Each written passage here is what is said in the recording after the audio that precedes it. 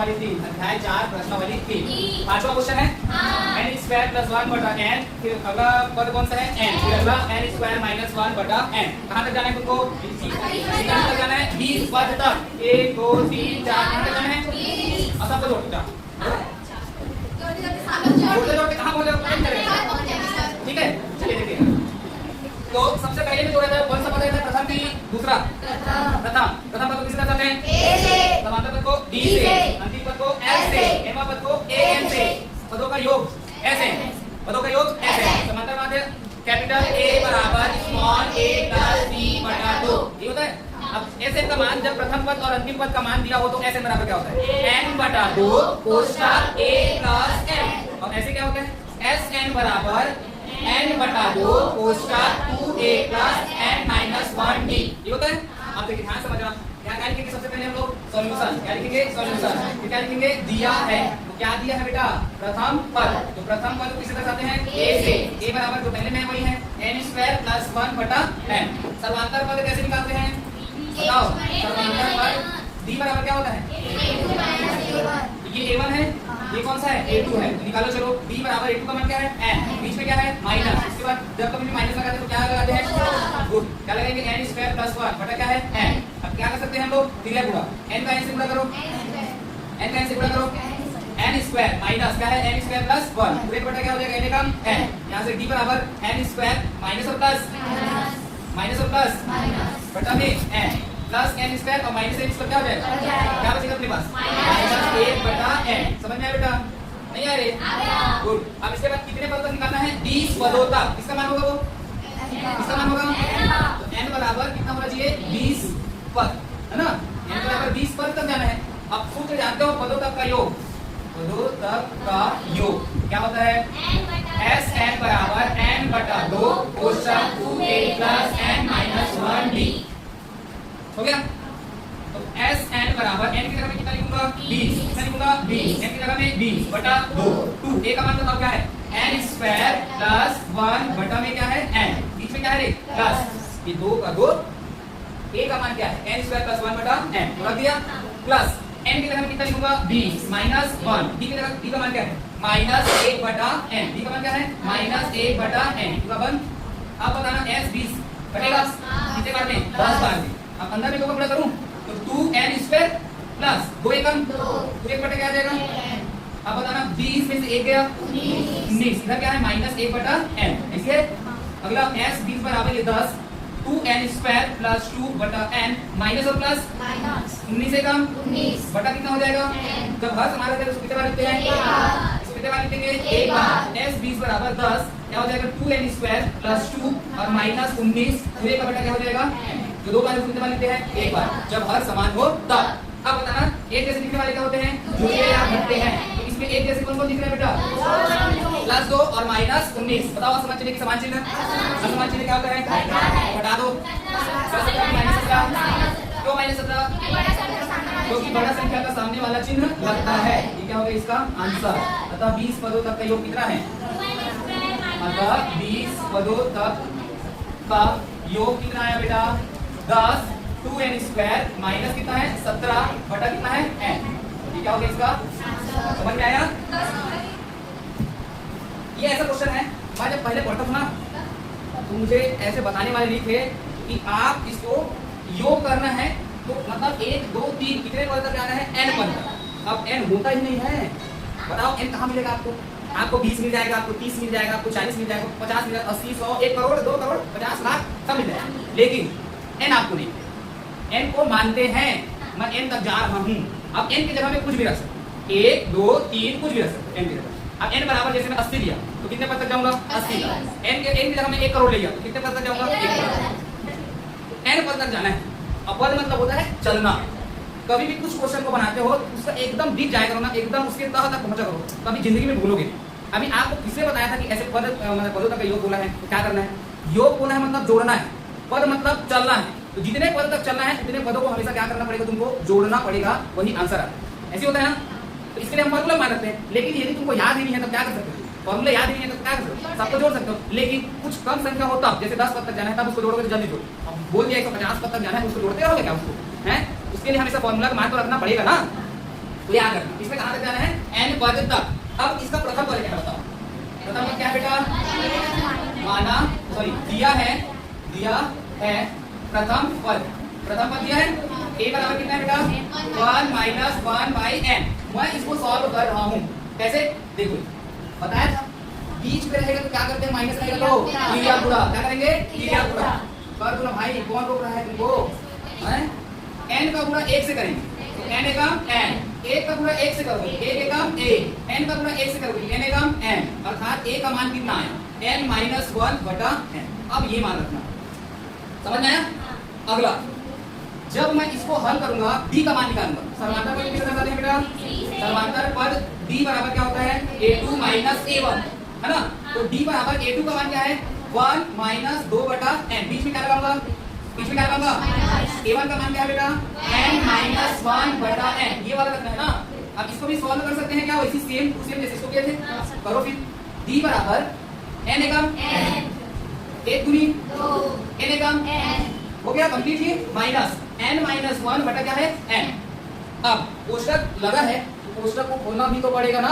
अब उसके बाहर में जो भी चिन्ह है उससे क्या करते हैं, कोष्टक के अंदर वाले से गुणा करते हैं, कर दो भाई d बराबर n माइनस 2 बटा n, माइनस और plus minus n, minus minus plus 1 बटा, अब हर समाने का दूसरी जगह लिखते हैं, लिख दो ना n minus 2 minus n plus 1 बटा क्या लिख देंगे, एक जैसे दिखने वाले क्या होते हैं रे, जुड़ते या घटते हैं, कौन एक जैसे दिख रहा है, तो बताओ इसके सामने कौन सा चिन्ह, इसके सामने कौन सा चिन्ह, समान चिन्ह, क्या समान चिन्ह, असमान चिन्ह क्या होता है, इसको डायरेक्ट क्या कर दो हटा दो। अब प्लस 1 और माइनस 2 जुड़े घटेगा क्या आएगा, प्लस 1 की माइनस 1, क्यों माइनस 1, तो बड़ा संख्या के सामने वाला चिन्ह लगता है, अर्थात d का मान कितना आ जाएगा बताओ, माइनस 1 बटा n। समझ में आया, नहीं आया, गुड। अब इसके बाद कितने पदों तक जाना है बेटा, n पदों तक, तो n बराबर क्या होगा, n होगा ना, n पदों तक ही तो जाना है तुमको, तो n बराबर क्या होगा n। अब फॉर्मूला मान रखें, n पदों तक का योग का फॉर्मूला, n पदों तक का योग क्या होता है, एस n बराबर n बटा 2 कोष्टक 2a plus n minus 1 d। हो गया, मान रखिए बेटा एस n बराबर n की जगह में कोई नहीं रहेगा, 2a की जगह में कौन रहेगा, n माइनस 1 बटा n, रखो n माइनस 1 बटा n, बीच में क्या है रे प्लस लगा दो, n माइनस 1, d का जगह में क्या रखेंगे माइनस 1 बटा n, कभी भी मान रखते हो किसमें रखेंगे कोष्टक में, तो फिर ये समझ में आया।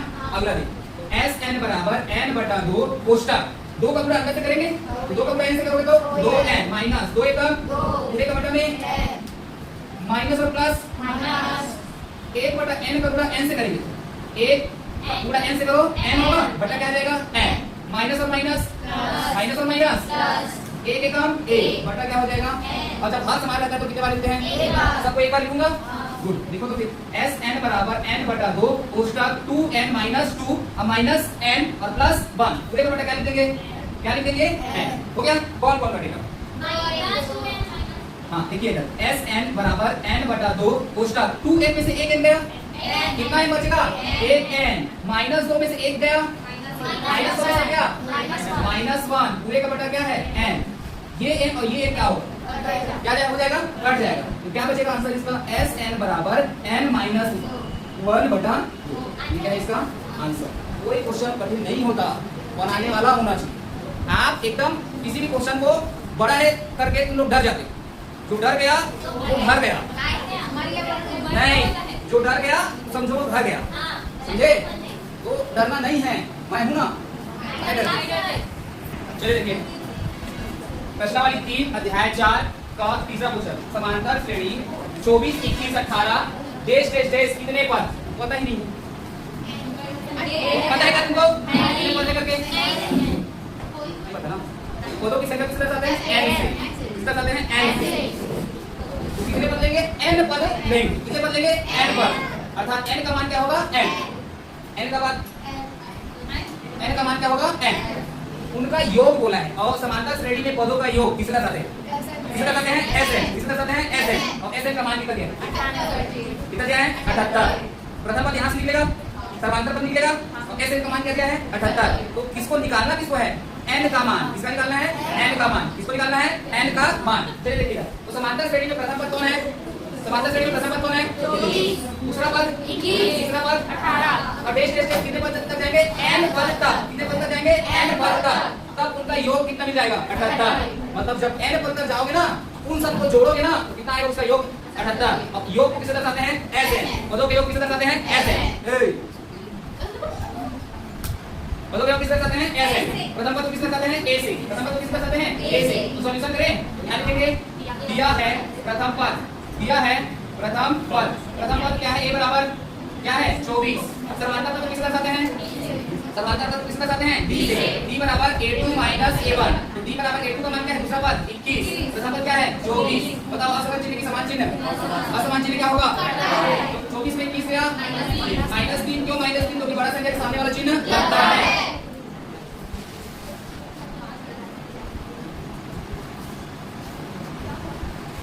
इसके बाद देखो कितने पद तक जाएंगे? कितने पद? n पद तक जाएंगे ना, ठीक है। तो n बराबर क्या लिखेंगे? यहाँ n क्या लिखेंगे? n बराबर n। और पदों का योग दिया है, पदों का योग। तो योग को किससे दर्शाते हैं बेटा? s। s का मान कितना दिया है?